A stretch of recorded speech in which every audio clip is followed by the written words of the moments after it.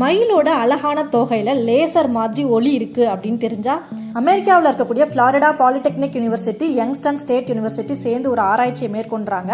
அவங்களோட ஆராய்ச்சி என்ன அப்படின்னா, மயில் தோகையில் இருந்து லேசர் லைட் நேச்சுரலாகவே வெளியாகுது அப்படின்றத கண்டுபிடிச்சிருக்காங்க. இதை எப்படி கண்டுபிடிச்சிருக்காங்கன்னா, மயிலோட தோகையில கண்ணு மாதிரி ஒரு பார்ட் இருக்கும், கிறிஸ்டல் மாதிரி பிளாக் கலர்ல. அதுல ரோடமைன் 6G அப்படின்ற ஒரு சாயத்தை பயன்படுத்தி பரிசோதனை செஞ்சு பார்த்திருக்காங்க. அதுக்கப்புறம் அந்த சாயத்துல ஒளியை நம்ம பாய்ச்சறப்ப மயில் தோகையில இருக்கக்கூடிய நானோ ஸ்ட்ரக்சர் அந்த ஒளியை எதிரொலிச்சிருக்கு. அதன் மூலமா லேசர் ஒளி உருவாயிருக்கு அப்படின்னு சொல்லி கண்டுபிடிச்சிருக்காங்க. இந்த லேசர் ஒளி பச்சை இல்லைன்னா மஞ்சள் ஆரஞ்சு நிறங்கள்ல இருக்கு அப்படின்றதையும் சொல்லியிருக்காங்க. இந்த மாதிரி நேச்சுரலாவே லேசர் ஒளி உருவாகிறத கண்டுபிடிக்கிறதன் மூலமா பயோ இன்ஸ்பயர்டு லேசர் டெக்னாலஜியை நம்ம இன்னும் கொஞ்சம் வலுப்படுத்தலாம் அப்படின்னு சொல்லியிருக்காங்க.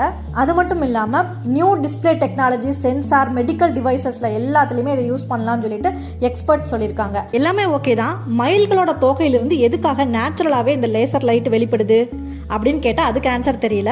பட் இந்த மயில்கள் என்ன பண்ணுதுன்னா, இந்த லேசர் லைட்டை பயன்படுத்தி பெண் மயில்களோட மேட்டிங்கில் இருக்குதுங்க அப்படின்னும், அப்படி இல்லைன்னா தன்னோட எதிரிகளை திசை திருப்பி தப்பிச்சுக்குதுங்க அப்படின்னு சொல்லியிருக்காங்க. அதுக்காக தான் இந்த லேசர் லைட்டை பயன்படுத்துதுங்க அப்படின்றதையும் கண்டுபிடிச்சு சொல்லியிருக்காங்க.